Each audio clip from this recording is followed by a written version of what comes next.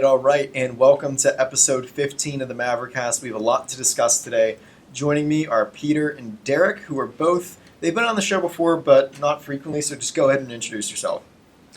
Hey, I'm Peter, political science and economics major here at Pitt. I'm also a sophomore. I'm Derek, and Brady's a cheater. Fair. So, our main discussion points for this episode are going to be March for Life, some recent news regarding Trump, Gorsuch, Berkeley, and just regular recent news from the last couple of days. To state the day of recording, today is Wednesday, February 8th, 2017. And so, first question, who watched? I'm assuming we all watched the Super Bowl. Fair. Oh, yeah. Boo. Boo, bad. Boo, bad.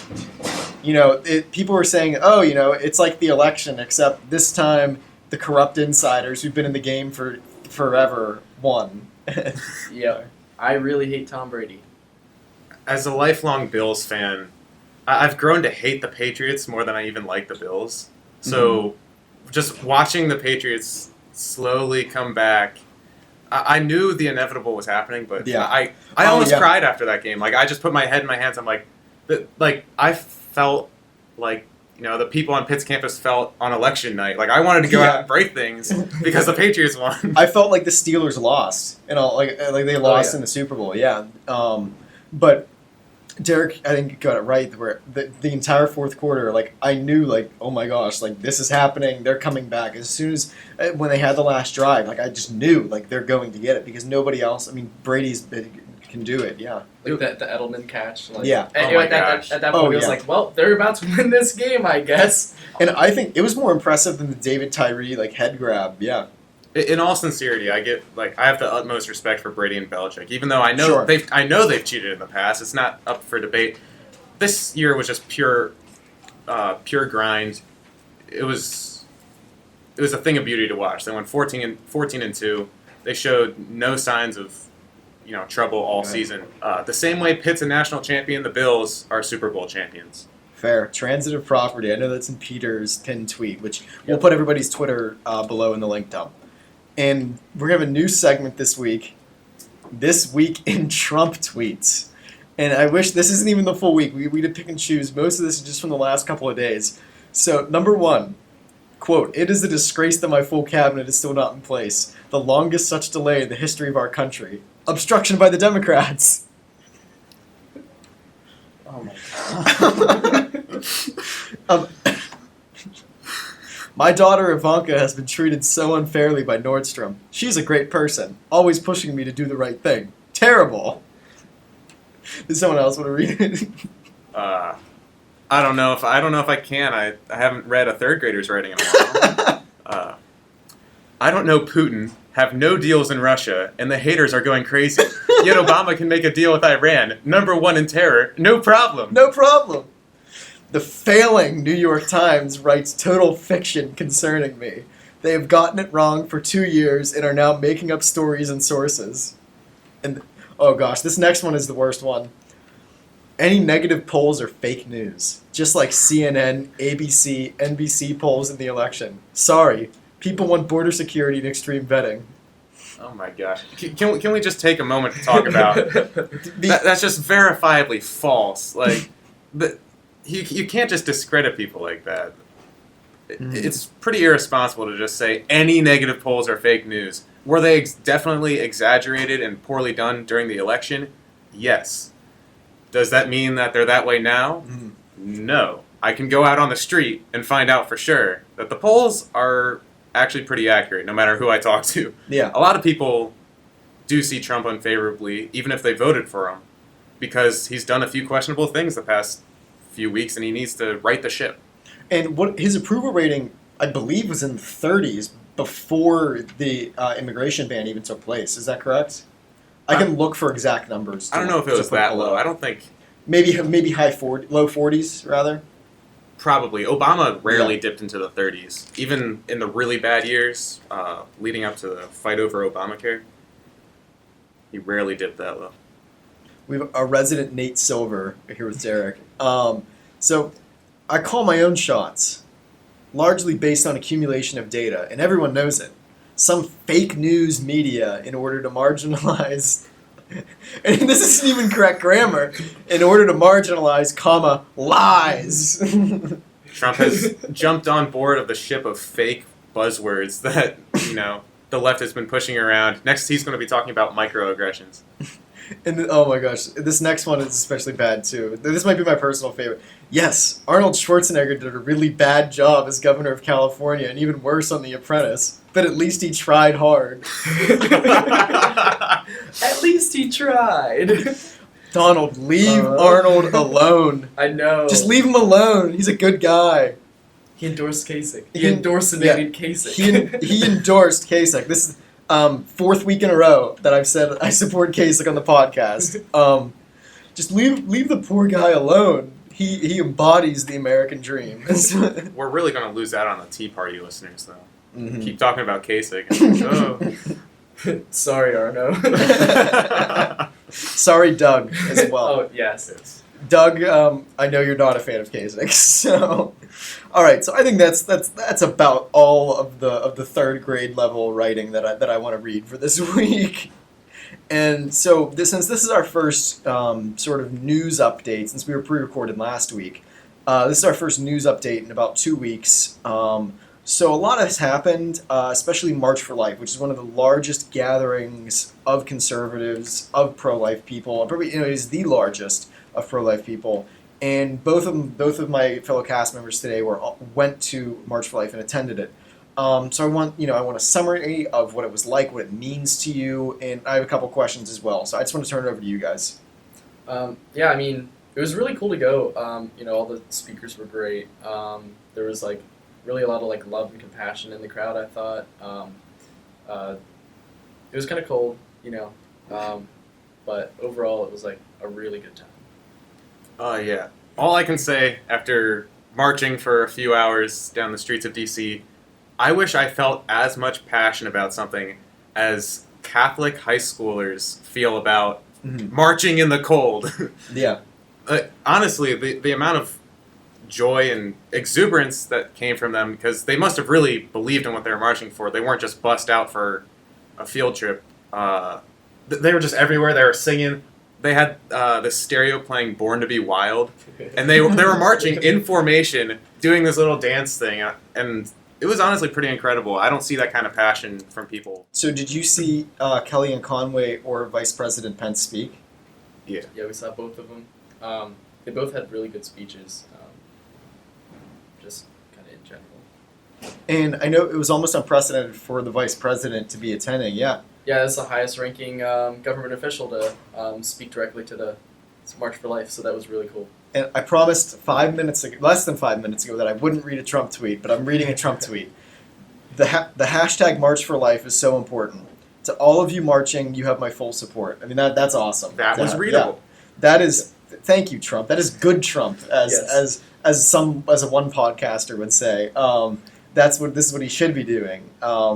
Because I think it was historic, because I can remember he was talking to David Weir, I believe, of ABC, and he spoke about March for Life and about what it means for him, and whether or not Trump truly believes in it. It's good just to have the support from the POTUS.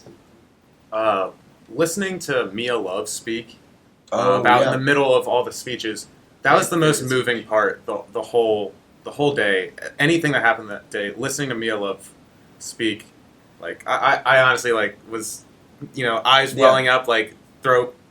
She's amazing, unable to make noise. I was afraid I was going to cry in front of the other CR people, and I'm like, I can't do that.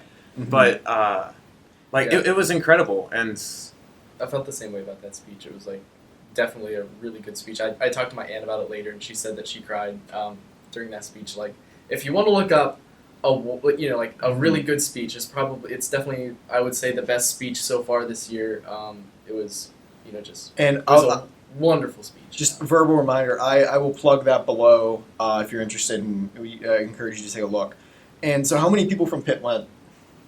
Five of us? There were 5 college Republicans, but CMU's Life Matters chapter actually brought a lot of Pitt students that aren't affiliated with us. So I didn't know any of them, but apparently a lot of them went to Pitt, a lot of them went to CMU. It was 20-something, somewhere in there, somewhere around Our bus might have had upwards of 40 people. Wow. Yeah? Okay, it must have been like 20 Pitt, 20 CMU. Probably. I don't know the breakdown because I only know the 5 of us for sure. But there were a lot of people on that bus. It was pretty crowded. And was this your first March for Life? Yes. Very cool. And what was your favorite part of being a part of the march? I mean, the energy was really cool. Just all the there would be groups of people from all over the country, even all over the world. There were a few Catholic churches there from other countries. I know this one girl brought 11 buses worth of people from North Dakota. And it was really cool to see these groups of people that all had kind of coordinated chants and little dances and things. And yeah, just really kind of to be part of that movement, because I really do believe we're the pro-life generation. I think this is something equivalent of the civil rights movement. So I think it's really cool to be a part of it. And so both of you have been very active within the pro-life community here at Pitt. And is there a driving reason that has compelled you to this cause? I just very fundamentally believe in the right to life. Mm-hmm. In Mia Love's speech, the most heartfelt moments were when she reminded everyone that this is life that abortion takes away, and it's life that we can save by getting rid of Roe v. Wade, defunding Planned Parenthood. I'm a Thomas Jefferson fan, and he famously wrote Life, Liberty, Pursuit of Happiness. And, the most fundamental of those is life. I believe it's sacred, and, I'm willing to protect that. Yeah, I mean, as a Christian and a believer in science, both of them, I think really point toward being pro-life, that is in fact a child in the womb. And, I think in all cases, murder is wrong, so, yeah. Sure. So also before we wrap this up, I know our own editor-in-chief, Marlo Safi, and only founder of the Pitt Maverick, wrote a piece, and I will be happy to plug that in the link dump as well for those who are interested. So moving on, Trump made his SCOTUS pick, of course, last week, Judge Neil Gorsuch, who's a former Collegiate Network member, which is, for those of you who don't know, is the broader organization that the Pitt Maverick is supported by, potentially also funded by, and one that we received our training from. So it's cool. I mean, because maybe you don't think about what you do in college will impact you later, but to see someone like that being a member, Peter Thiel is a member of ISI when he was in college, and I think it's pretty cool. So, what did everyone think of the pick? Because this was a huge reason of why I voted for Trump personally. It was probably the number one reason. So, yeah, I really like this pick. I really like that he's very pro Fourth Amendment. I really hope that he does end up being pro-life. It seems like he will be, but he's never actually ruled on a case, so there's a chance he may not be. But it really did kind of justify my vote for Trump also, and kind of, even though I was such a strong Kasich supporter, made me a little bit glad that Kasich wasn't our nominee, because I know that during one of the debates he said that he would have put in Merrick Garland, and that just wouldn't have been anywhere. Near Gorsuch. Yeah. I love the pick. I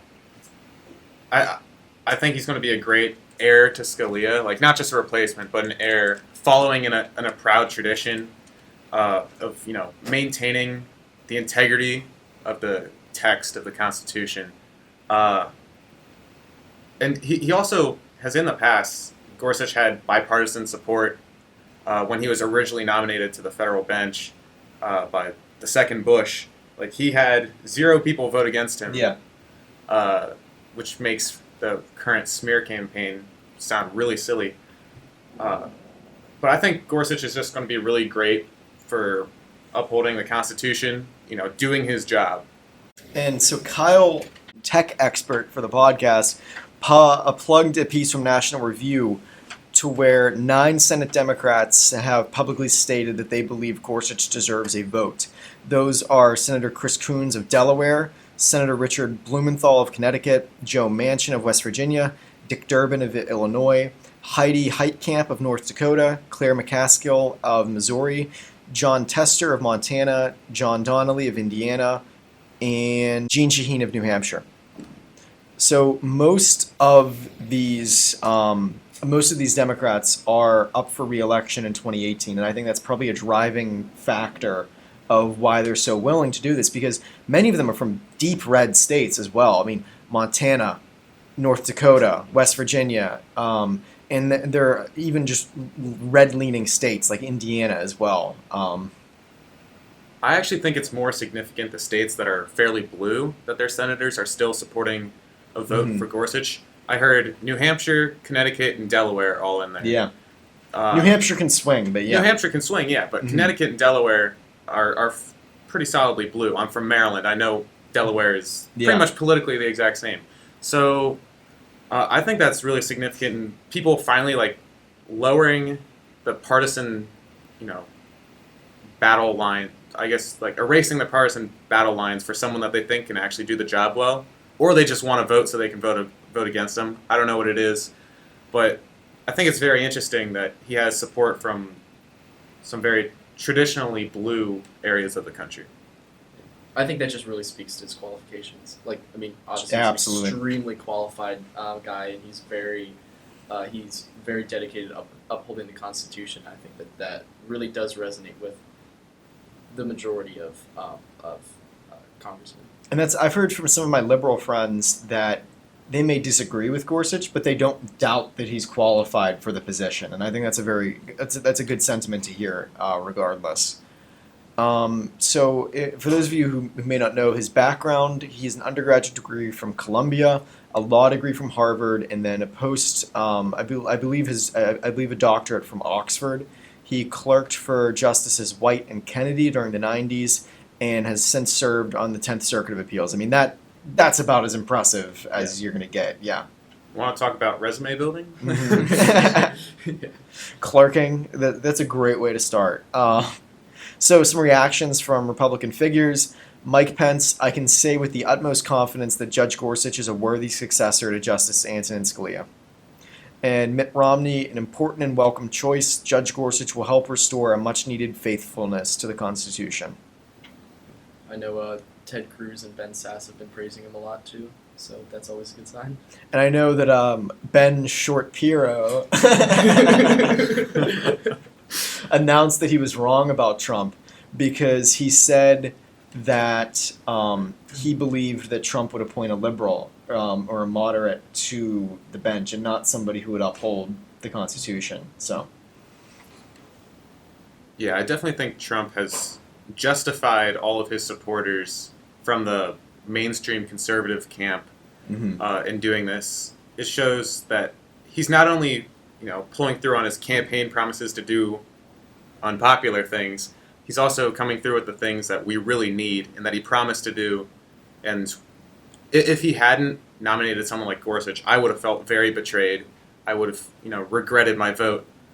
But now it's he gets a few free passes to do things that I might disagree with before I start complaining. Yeah. Because he did something that I think in the long term is much, much, much more important. Oh, and this was his promise. I can vividly remember at the third debate, and it was a quote that I used all the time, that he promised, I will appoint someone in the mold of Scalia to the bench. Yeah. Gorsuch was the closest to Scalia, so he did exactly what he said he was going to do. And that's not an endorsement to Trump to do dumb things. Please, do not. Have Kellyanne lock up your Twitter account. Yeah, we're begging you. Fake tears, Chuck Schumer. To be fair, they were definitely fake tears. Doesn't mean you have to put all caps on Twitter. I'm going to do now what last week Ben Shepard from the Libertarians, he called it a curveball question. I want to get your reactions about DeVos getting confirmed yesterday. I'm pretty in the middle on DeVos. I mean, she's got kind of a shady family, kind of a, she's kind of swampy, Yeah. She did have a couple of Republicans vote against her. I believe it was Susan Collins and Lisa Murkowski. Yeah, and I like Susan Collins. I think she's a very good senator. But, yeah, so, I mean, I'm not angry that she was that she was accepted, but Yeah. I'm also not like super happy that she was confirmed. I've actually been a DeVos supporter for a while. I considered writing a piece on the Maverick about it until I realized that would just be way too dry, and I couldn't motivate myself to do that. But I like DeVos. She has one job, and that is to get school vouchers nationwide. That's what she has to do. She has 4 years to do it. I think she can do it. That's her one issue. And assuming, like, we can't really assume what's going to happen in the 2020 presidential election. But, if she has another 4 years, then that might be concerning. I might want someone new who has more experience with the kind of system. But for just a 4-year stint in office, I want her to get that one job done. She's fought her whole life for it. Now she's actually sitting at the table.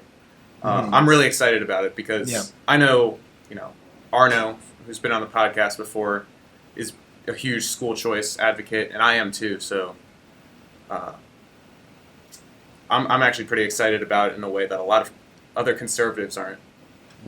Because where I come down, I'm with her on the policy positions. Like you said, I'm with her on school vouchers. I'm with her on school choice. But where I disagree with her, because I'm kind of threading the needle, I do agree with Peter about the swamp type feel, and also, she may not be as qualified potentially as I would like. I think the message is there, but the qualifications may not be. But I don't think, and I've seen this reaction from a lot of people on the left, that she's going to be this malignant cancer on the government, and I think it's been blown out of proportion quite a lot, and that's sort of my warning, that I think that the Democrats need to pick their battles very wisely, because I think it's going to be the boy who cried wolf, that if they're claiming that each of these people and each of these individuals are going to be so evil and so corrupt into the system, and they're not, when someone who comes around finally will be, we may not be able to recognize it. Well, I think that's the way it's been for, over a decade. I think that's why we have Trump in office. Because Romney was a racist, sexist bigot with binders full of women. They portrayed him as just a terrible person. And all the other candidates were certainly not helped this election cycle by the media. They went after Carson, they went after Fiorina. Yeah. All these viable choices, they just tore down. But then the whole time they were saying Trump is terrible. But Trump was able to resist the media in a way that other people trying to break into that campaign just could not do. They got the boy who cried wolf syndrome, November 8th, 2016. Yeah. And because for me, where I see it the most is with Bannon. Somebody who I believe is malignant and is a corrupting influence on Trump, but I don't know if he's getting that credit or he's getting that recognition, because if everybody around Trump is evil, then nobody is. Sort of that moniker from Nietzsche, that if everybody is this way, then it's really not, then it's like a non-issue, because you just accepted that, and because and the vilification that it creates and it breeds says that and it alienates people who may disagree with that sentiment along with it. Yeah, if they're going to react the same way about Steve Bannon as they are about a tweet that Donald Trump says, there's no comparison there. Mm-hmm. Obviously he shouldn't be tweeting a lot of the things he's tweeting, but Steve Bannon is he's so much more of a problem and so much more influential than any tweet that Donald Trump can send. And I think we have to be so careful with our language, because 8 years ago, when Obama was appointing people to be his close advisors and who was going to be around him, people like Glenn Beck would toss out the word Marxist, leftist, left and right, even as far as socialist. He would just toss out the word left and right, even if there was no evidence that the person was this. For example, Van Jones is the example that I'm alluding to, and I see people calling Bannon a white nationalist and a racist, and there's no evidence of that. But what there is evidence of is that he's a populist. He is what we would call a nationalist populist. And I think you really have to understand his philosophy and his governing philosophy to really get inside his head. And that's what I tried to do. I listened to a Bannon's speech from a couple years ago, and the way that he views government is that the whole system is evil, the whole system is corrupt. Politicians are self-serving, bureaucrats are only looking out for themselves, and in Bannon's mind, the only way to go about that is to blow up the whole system, is to get an outsider like Trump, who surrounds himself with billionaires, business people, military generals, and just people who are so outside the system that they're the only ones who seem to cure it. And I think, and that's what I encourage anybody who's listening to be just so careful with your language, because sure, there are actually white nationalists out there, but I don't think that Steve Bannon is one of them. I think outrage politics are the new identity politics, and that the left adopted it, and it's up to the right to decide if we're going to play along. Because we didn't play along with identity politics, and it worked. Yeah. But now we're starting to fall into this outrage culture, and that can really hurt us later on, because if we're going to be going after Elizabeth Warren, calling her a Marxist, well, that's Pocahontas. that's going to do exactly what she wants. Yeah. Yeah, if you're gonna have complete outrage by both sides, anytime, for example, somebody tweets something bad about Donald Trump, if we're gonna freak out, or if with the whole Hamilton thing, if everybody's gonna flip out about a few Broadway actors saying, telling Mike Pence to consider all Americans equal or whatever, if we're gonna fall into that outrage, we're really no better than the left on that. I completely agree. And so I think we can kind of spin on onto a different topic here. I want to talk about Berkeley. Speaking of outrage, yes, a very Rage. good point. So I know, Derek, you weren't here last year, but Peter, did you go to Milo last year? I did. I did too. Yeah. Part of the reason I joined, it was like, oh, this sounds like a cool. This is part of the reason why I joined the College Republicans. I was like, oh wow, this seems kind of like a cool club, Yeah. So. And we've spoken about his transformation a number of times in the podcast, to the point that I don't want to do it again, but we'll just give the one sentence overview of it. That over the summer, I think Milo has become, over last summer, that he became something that none of us recognize anymore. I mean, a year ago, sure, he was outrageous. Sure, he said some ridiculous things, but it wasn't malicious the way it is now. I don't know how you guys feel, but I didn't really know who Milo was until late this summer, before I got to Pitt, but it wasn't until around August that I first heard the name Milo Yiannopoulos. Yeah, and to that point, I still don't think he's well known by the large majority of the country and the voting population. Yeah, I'll talk to people, apolitical people on my floor or just in classes and stuff, and I'll bring up Milo, and they'll be like, "Who's Milo?" And once I say the last name, they'll be like, "I've heard of him," but the things he says and the way he's portrayed on the news, he's a one name guy, Milo. Yeah, I didn't really. Obviously, I disagreed with a lot of what he said when he was at the event last year. That was actually the first time I heard about Milo, was when this event was about to happen. I didn't actually realize how crazy he was going to be. Yeah. It was quite an experience. Yeah, he was dropping the F-bomb a lot, saying slurs about. I won't even repeat them. Right. I don't want to take the time to bleep them out. If you're interested, just Google or just YouTube Milo at Pitt. And there were protests 5 minutes into his lecture. Maybe I can remember the first wave of protests ran up. Yeah.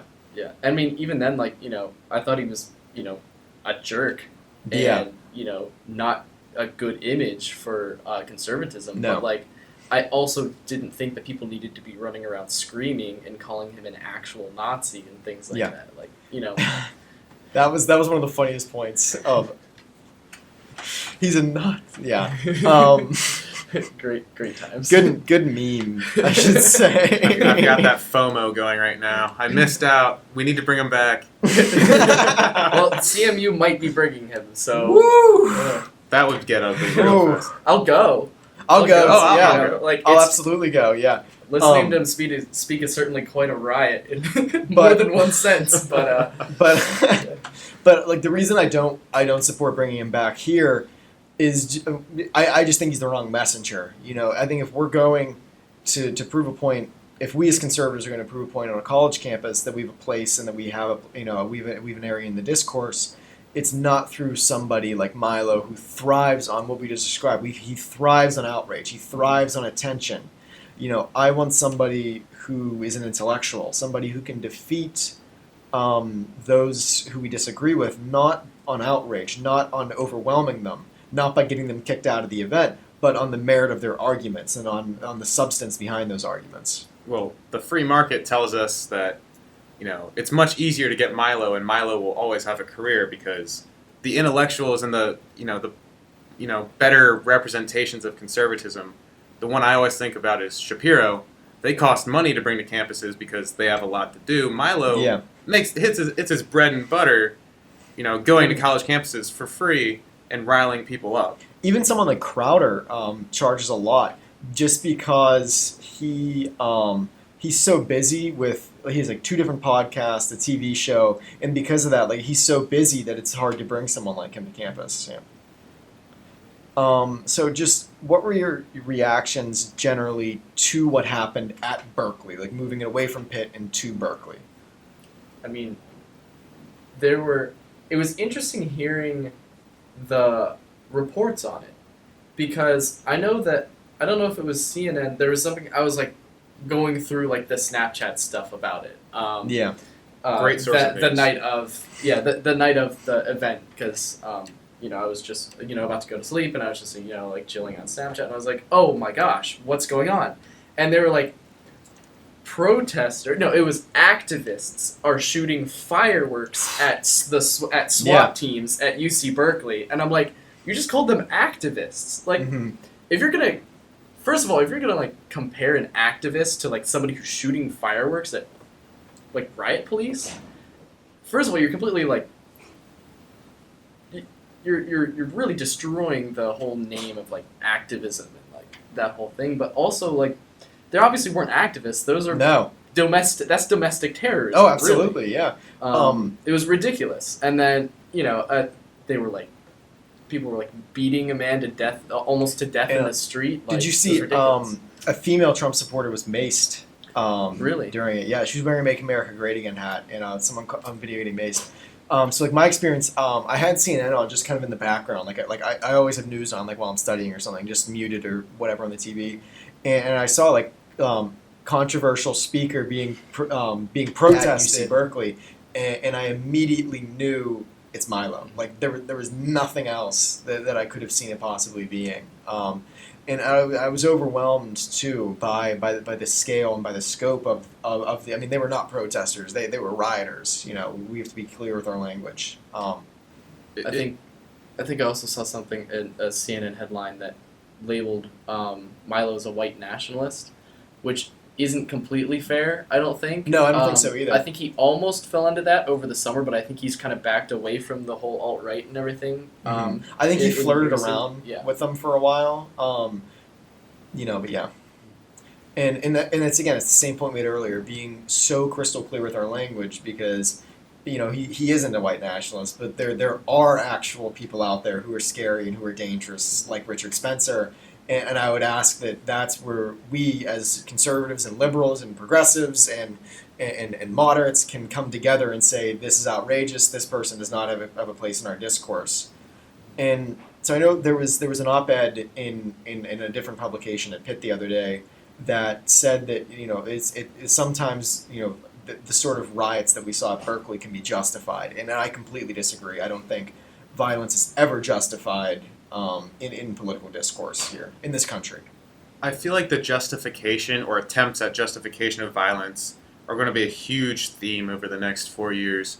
I don't want to make this sound bigger than it is, but I took a terrorism history course last semester, and we studied a lot of historical, intellectual arguments for violence, for tyrannicide, for uprisings, and when is violence justified. And it was really interesting because, you like to say violence is never justified. But then, like, once people will start talking about maybe we can be violent now and say it's a one-time thing. This is necessary to save some aspect of society. Mm-hmm. And that's a very slippery slope because the vast majority of cases, violence does not solve anything. It doesn't actually get things done, no matter how many times people say violence worked for them. No, violence it may have caused change, but it never causes a positive change. And to draw it back to the Pitt campus, and I'll let Peter go. Just to draw it back, I remember there were arguments of people trying to justify violence against the Trump. Granted, this wasn't really even that much violence. It was just flipping the Trump table and harassing it. People were justifying it because they saw the moniker of Trump as oppressive, as something, and the only way for them to argue back or to articulate a point back was to flip the table or shout us down, and I just think it's ridiculous. Yeah, and the violence really works completely against them. Mm-hmm. There've been a lot of studies coming out. I mean, even in like the 80s and 90s, and even recent studies, they've all said that rioting works against the cause. Rioting tends to make voters in that area more conservative, and even the whole Trump table flip, like just as something simple as that. I know I had like one or two people come up to me and be like, "Look, I'm voting for Trump now. Like these people are obviously crazy, and obviously they're a very small minority Very of people. vocal, yeah, but they're also very vocal. Just kind of like how on Trump's side there's the very small but very vocal alt-right. Mm-hmm. On the left, there's the very small but vocal. I guess some the people Antifa are kind of Antifa. them, but like some people are calling them even the alt left now. Yeah. So and that's good because that's important. That's because I kept talking about language tonight.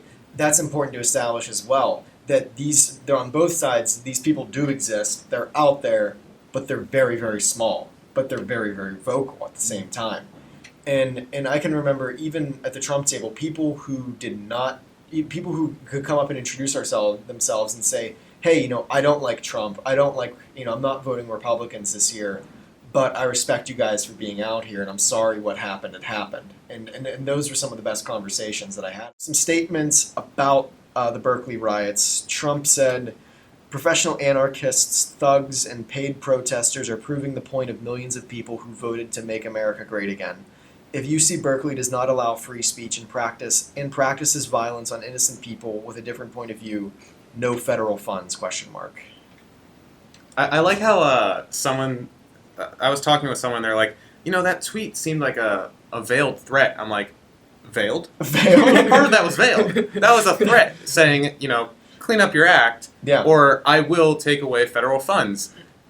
It's like people aren't taking Trump seriously when he tweets, when he actually means every single thing he says. And if anything, if this last 2 years of our lives has proved nothing, it's that when people don't take Trump seriously, that is when he's at his most dangerous and most able to prove something. They didn't think the wall was happening, and I mean, how many feet higher is it right now? And then it just got 20 feet taller. I'm going off on a tangent, but that people, because I hear people saying all the time, "Oh, he can't win re-election," and I'm sorry I'm laughing, but for the last 2 years we've heard, "Oh, he won't run. Are you kidding me? Donald Trump running for president? Oh, come on, he's not going to make it to Iowa. He's going to drop out. He just wants influence. He can't win the Republican nomination. You can't honestly think that. He can't become president. I mean, do you honestly think he has a path forward?" And it's just been the same thing over and over again. And if you're listening, I implore you, do not ever think that Trump can't win re-election, because he has proven us wrong every step of the way, And stuff like this does not help anybody. Violence against Trump supporters, conservatives. I'm not even going to call him a conservative. A right-wing speaker at a university, and to end of the tangent, to get it back to UC Berkeley, this is the campus in the 1960s that fought for free speech, that spearheaded the free speech movement, and in 2017 they're rioting and burning cars and doing stuff like that over the very nature of free speech. Yeah, and this is something where one of the big problems I think that happens with American politics is that we feel Americans are very passionate about their politics. And sometimes the most passionate will be kind of like angry and like pretty aggressive about it. And it kind of can drive other people away from talking about politics.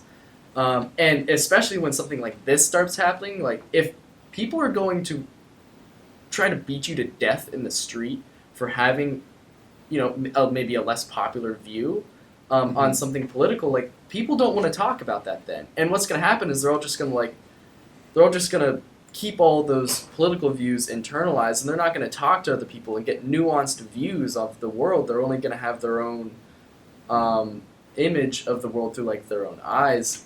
It completely limits political discourse and the spread of ideas, and it's really a bad thing. It's something that we need. I think that aspect of it is kind of overlooked, and I think that's really the biggest problem with this. Not necessarily the violence, but what happens because of the violence. Sure. I want to attempt to paraphrase what I believe to be a C.S. Lewis quote. Like, people like to talk about progress and how they're making so much progress, but if you're going the wrong way, the most progressive person is the one who turns back first. And right now, I think parts of the left are going, for the sake of progress, going way too far down a rabbit hole that they don't want to go. So my hope is that just the way I want the alt-right movement to come to its senses and come back towards more logical policy, I think parts of the left should turn back and come towards the center and start trying to work with the other side instead of, literally rioting in the streets. So last night was the Cruz versus Sanders debate, and I think Daddy Cruz taught him a thing or two. Oh my gosh. Oh man. What was your favorite moment? Because mine was when Bernie says something about all the facts, and Ted who goes, you know what? Let's look at the facts because facts matter. And he walks back to the podium and just reads off this list of anecdotes and statistics from places like the UK and New Zealand and Canada of people who've waited months for a surgery or died waiting to get care, and yeah. There were so many good parts of this debate. I think that this part was maybe overlooked a little bit because of the whole, like, what was it, Rhonda or whoever that was? LaRonda. But when Ted Cruz came out with the little, like, piece of paper, the little map, and he's the map. He's like, it's funny that these places that have seen their premiums rise the most also voted for Trump. That was a live reaction. I believe Sam had the air horn.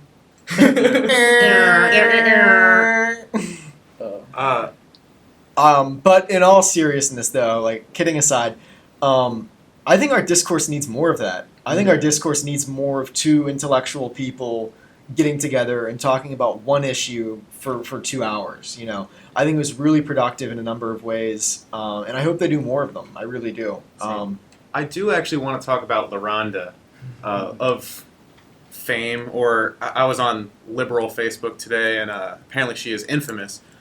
I think the way that I felt like Bernie kind of targeted her. Yeah. The way he responded, saying, "You're not going to want to hear this, but you should give your employees health care." And when I was on Facebook today, a lot of people were saying, "Wait, she owns 5 salons and doesn't have the money." And which shows, one, a complete disconnect from the way that most Americans live. Like, just because you own 5 of a chain salon doesn't mean you're making any money. No, yeah. It has one of the thinnest profit margins. Yeah. And she said that last night about the profit margins, yeah. And these are like cheap hair salons. Maybe there's a little self-promotion and not exactly identifying what this salon is, but it's a chain. And it would be like saying hair cuttery. And I don't expect the person who runs the local hair cuttery to be raking in money to pay, 50 employees full health benefits like Obamacare says they should. So, like, LaRonda should have been a very sympathetic figure for the rest of us Instead, Bernie, turned her into, a capitalist one percenter the way he addressed her. And made her sound like a bad person. Yeah. And this is what they kind of did to Romney too. Is like, oh, you're not insuring people. You're evil because you're not providing these people with healthcare or something. It's like, well, if she can't afford to, if you're gonna force her to provide healthcare, then she can't even then if it's not profitable for her to employ the people in the first place, then not only do these people not have healthcare, but they also don't have a job. Yeah. So the issue was she said she wanted to expand. She wanted to add more jobs. Bernie said you should go the other way. You should make it so that there are no jobs. Like those 48 employees should all be unemployed. He's like, you already don't have insurance. Well, that sucks. And I thought what was interesting is that there was enough of an overlap where Bernie and Cruz both said, you know what, we don't like this. We don't like the Affordable Care Act, but it's just our solutions that are so radically different to go about it. And at the beginning, Bernie he kept saying like, Ted, you're gonna come out and support single payer with me. If Ted Cruz ever votes in favor of something remotely like single payer, start looking for Jesus coming from the sky. It's happening. The final days. It's all coming to an end. That would fulfill at least 5 prophecies from the Book of Revelations. Can confirm. And but like more serious overlap. It was nice to see that they both agree on FDA reform and other things like that. No matter how different their policies may be, at the end of the day, I think that and I think we all they want similar things. They want better insurance for Americans. They want better healthcare for Americans. It's just they disagree about the means on how to get there. And I'll just like to wrap this up. There was nothing in that debate that I would call the burn of the week. The burn of the week goes to Theresa May. Ready? He can lead a protest. I'm leading a country. Oh! Let's just say the UK got an upgrade. Yeah. That's all I'm going to say about that. Theresa Maybe, according to Theresa to Maybe. The Economist. They kept calling her Theresa Maybe for like a month straight. Teresa. And then yes. she was like, "Nah, guys, like we're out." Like we're. But if you're not aware of the video, I'll put a link below. And it was responding to Jeremy Corbyn, who's the Labour leader, who gave a couple of remarks saying that Trump shouldn't be allowed to speak to UK Parliament, and that was her response. Nigel has, of course, been up in arms about that. Yeah. He's a madman. All right, so thank you guys for tuning in. I can't ask you this enough. Please like, share, subscribe. It goes a long way to help making this project more successful and helps us reach more people. We're getting more and more listeners every single week, and I think it's really making a difference. And if you're willing, please go ahead and support us on Patreon. I can put a link to that below. And also, I want to ask for your ideas for future episodes, which you can plug in comments on YouTube and SoundCloud or on the Pitt Maverick website. I really want to hear them, and I want to know what you guys have to recommend. And so this is my question to you guys, as always. What did we learn on the Mavericast today? Oh boy. What I learned on the Mavericast. Well, I learned one. Andrew is great at pulling up memes on the spot. That helps with the entertainment. I also learned more about what Milo was like last year because I've only known the Milo that we know now. Because in high school I wasn't super politically involved. I learned because I've heard about the infamous Milo incident last semester. Not last semester, last year. But now I got to hear from people who weren't yelling at Milo personally. Yeah. Yeah, I mean, I guess I learned that I didn't realize that Gorsuch had also clerked for Kennedy. I was just aware that he clerked for Justice White. So.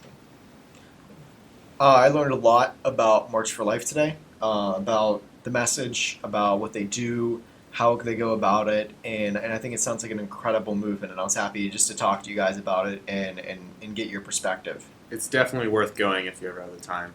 And I feel like we're so close. Like Yeah, just 4 hours. Yeah. Joni Ernst was talking about how she's going to reintroduce the legislation to defund Planned Parenthood and send all of that money to other eligible women's health clinics across the nation. And I can't wait for that to happen. I'm ready to go. And before we wrap up tonight, I have one more plug to make. For a future episode, the Pitt Maverick is planning on doing a special episode, which would be a Cards Against Humanity's game, which is explicitly political themed. So I'm telling you guys this now. Look out for it. It's going to be hilarious. The game is already in the works. And if you have any suggestions for cards or topics, please put them below in the comments. We would love to hear them. Thank you so much for tuning in, and we'll see you next week here on the Mavericast.